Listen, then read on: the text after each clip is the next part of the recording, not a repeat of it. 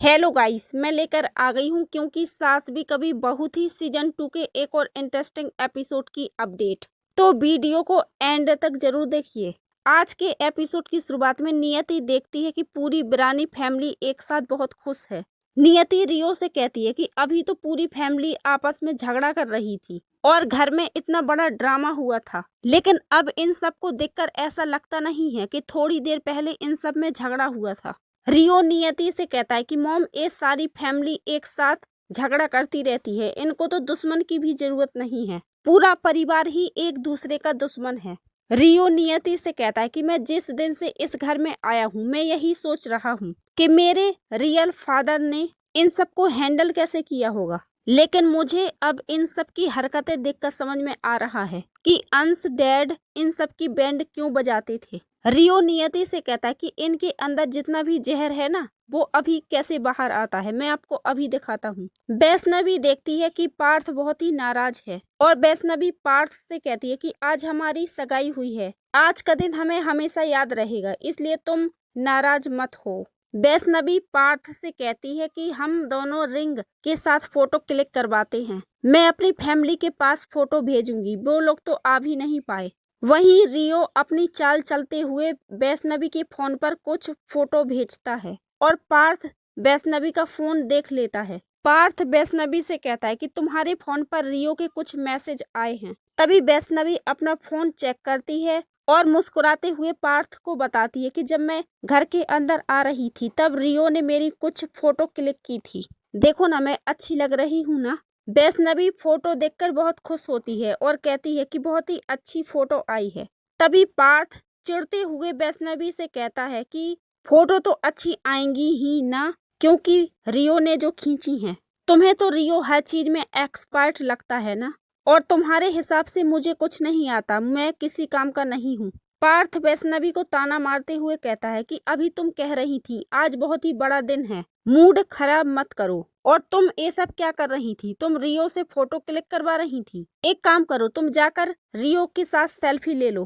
पार्थ गुस्से से वहां से चला जाता है। वैष्णवी पार्थ को समझाने की कोशिश करती है कि ऐसा कुछ भी नहीं है।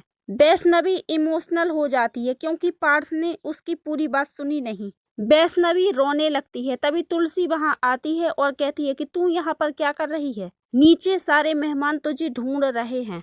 वैष्णवी अपने दर्द को छिपाती है और जल्दी से अपने आंसू पोंछ लेती है। तुलसी वैष्णवी से कहती है क्या हुआ, तू कुछ उदास सी लग रही है। वैष्णवी बहाना बनाकर तुलसी से कहती है कि काकी कुछ भी नहीं हुआ, मेरे थोड़े बाल खराब हो गए थे।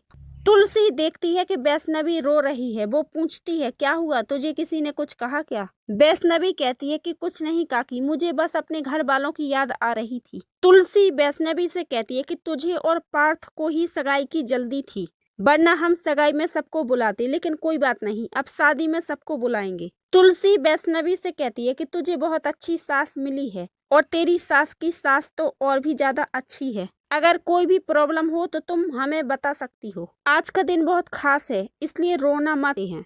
रियो वैष्णवी को सॉरी बोलता है और कहता है कि मेरा ध्यान नहीं था कि तुम आगे से आ रही हो। वैष्णवी गुस्से से रियो से कहती है कि जरूरी है तुम्हें चलते वक्त फोन चलाना, मेरे सारे कपड़े गंदे कर दिए, जब देखो जब मुझसे टकराते रहती हो।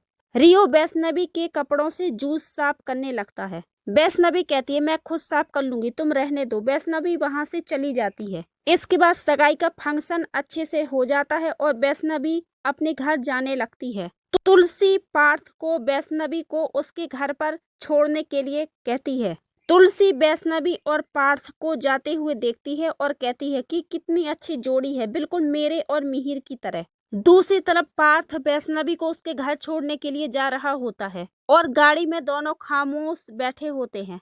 वैष्णवी अपना फोन चलाने लगती है और पार्थ कहता है कि आजकल कोई ज्यादा ही फोन पर बिजी नहीं है। वैष्णवी पार्थ से कहती है कि जब तुम मुझसे बात ही नहीं करना चाहते तो मैं क्या करूं, मैं अपने दोस्तों को अपनी फोटो भेज रही हूं। दूसरी तरफ दामिनी नकुल के पास आती है और कहती है कि तुम्हारे ऑनलाइन क्लास का वक्त हो गया है। नकुल दामिनी से कहता है कि मॉम मेरा फोन चार्जिंग पर है, आप मुझे उठाकर देंगी। दामिनी नकुल का फोन उठाती है और देखती है कि वैष्णवी के 11 मैसेज आए हैं। दामिनी नकुल से पूछती है कि वैष्णवी का मैसेज तुम्हारे फोन पर क्यों आया है। नकुल दामिनी से कहता है कि मॉम, वैष्णवी मुझे क्यों मैसेज कर रही है, मेरी तो उससे ज्यादा बात भी नहीं हुई। दामिनी मैसेज पढ़ती है और वैष्णवी की फोटो भी देखती है। दूसरी तरफ वैष्णवी पार्थ से कहती है कि तुम अभी भी मुझसे नाराज हो, देखो मैंने फोन साइड पर रख दिया है, अब तो मुझसे बात करो। पार्थ वैष्णवी से कहता है कि तुम्हें हर चीज मजाक लगती है। वैष्णवी पार्थ से कहती है कि तुम हर एक चीज को बहुत ही सीरियस लेने लगे हो, तुम कुछ ज्यादा ही सोचने लगे हो, तुम हर वक्त मुझे ही गलत समझते हो। वैष्णवी पार्थ से कहती है कि पहले हम दोस्त थे, फिर प्यार हुआ और आज सगाई हुई है। तुम मुझे बहुत अच्छे से जानते हो, फिर भी मुझ पर शक करते हो। पार्थ वैष्णवी से कहता है कि तुम्हारा घर आ गया है और वैष्णवी पार्थ से कहती है कि हमारी शादी होने वाली है, इसीलिए तुम अच्छा अच्छा सोचो और हर वक्त छोटी छोटी बातों को लेकर मुझ पर गुस्सा मत करो। पार्थ वैष्णवी से कहता है कि मैं बहुत थक गया हूँ और तुम भी थक गई होगी, इसलिए जाकर आराम करो। वैष्णवी गुस्से से गाड़ी से उतरकर चली जाती है। दूसरी तरफ फ्लैशबैक में हम देखते हैं कि जब वैष्णवी के कपड़ों पर जूस गिर गया था तो वैष्णवी दामिनी के कमरे में जूस साफ करने के लिए जाती है। तभी रियो भी वैष्णवी के पीछे पीछे आता है और वैष्णवी का फोन उठाकर वैष्णवी की कुछ फोटो और एक मैसेज नकुल के फोन पर भेज देता है। गाइस, ये सब रियो का करा धरा है। रियो ने ही नकुल के फोन पर मैसेज और वैष्णवी की कुछ फोटो भेजी हैं ताकि पार्थ और वैष्णवी के बीच गलतफहमी बढ़े। रियो कहता है कि मैंने बॉम्ब तो फिट कर दिया है, बस उसके फटने की देरी है। इसके बाद दामिनी नंदिनी के रूम का दरवाजा खटखटाती है और कहती है कि मुझे अभी इसी वक्त तुमसे बात करनी है।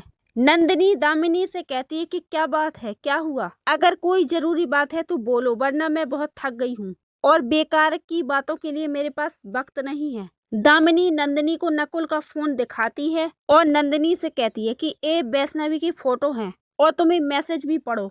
वैष्णवी ने ये मैसेज और फोटो नकुल को भेजे हैं। नंदिनी फोटो देखकर हैरान रह जाती है और सोचती है कि वैष्णवी ने नकुल के फोन पर फोटो क्यों भेजे। दामिनी नंदिनी से कहती है कि तुम जिस लड़की के साथ अपने बेटे की शादी करने वाली हो, वो लड़की आधी रात को किसी दूसरे लड़के को फोटो और मैसेज भेज रही है, क्यों? तभी तुलसी वहां आती है और पूछती है कि तुम लोग क्या देख रहे हो। दामिनी बात को संभाल लेती है और तुलसी से कहती है कि मैं वैष्णवी की फोटो देख रही हूँ। तुलसी भी वैष्णवी की फोटो देखती है और कहती है कि वैष्णवी बहुत ही अच्छी लग रही है। तुलसी दामिनी से कहती है कि ये फोटो मुझे भेज देना, मैं मिहिर को भेज दूंगी। तभी मिहिर का कॉल आ जाता है और तुलसी वहां से चली जाती है। दामिनी नंदिनी से कहती है कि तुम टेंशन मत लो, मैं माँ को ये मैसेज और फोटो नहीं दिखाऊंगी।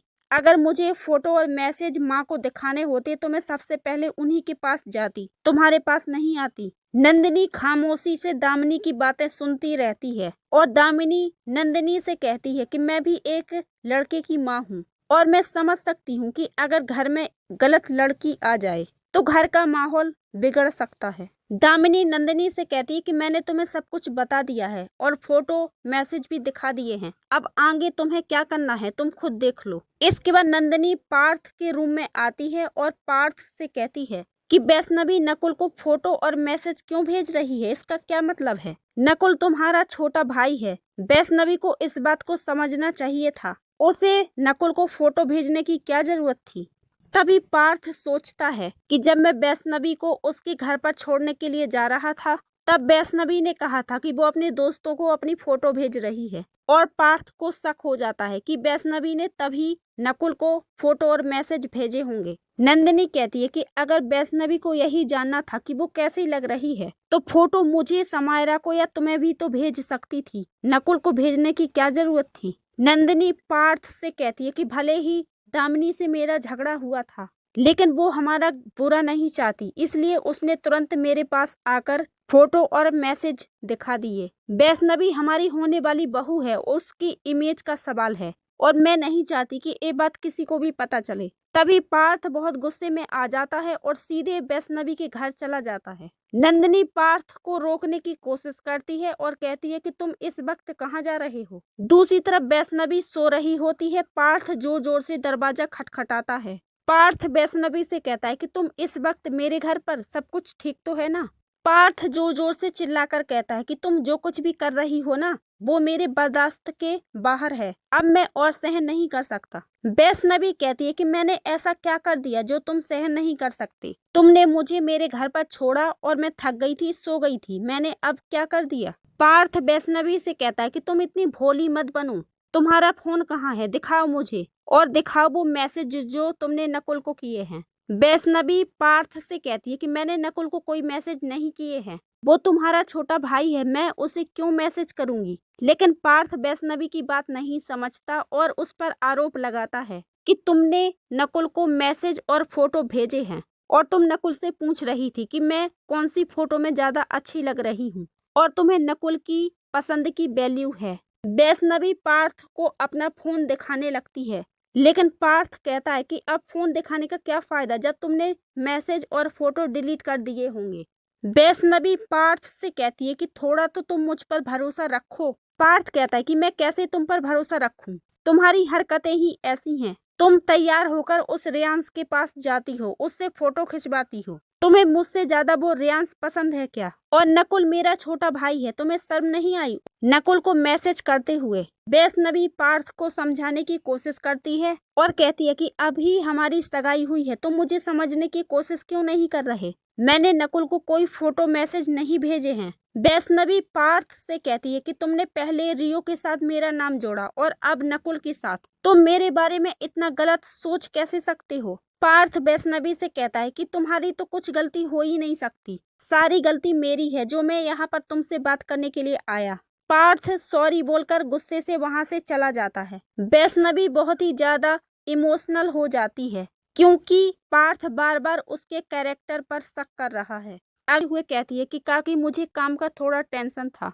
तुलसी वैष्णवी से कहती है कि अब तुम इस घर की बहू बनने वाली हो। अच्छा सोचो, खुश रहो, टेंशन लेने की कोई जरूरत नहीं है। तुम पार्थ से मिलने के लिए आई हो ना, जाओ वो कमरे में है, जाकर मिल लो। वैष्णवी पार्थ के रूम की तरफ जाने लगती है, तभी रियो वैष्णवी को जाते हुए देख लेता है और जानबूझकर एक बॉल वैष्णवी के पैरों के नीचे डाल देता है। वैष्णवी का पैर जैसे ही बॉल पर पड़ता है, वैष्णवी गिरने लगती है। तभी रियो वहां आता है और तुरंत वैष्णवी को संभाल लेता है।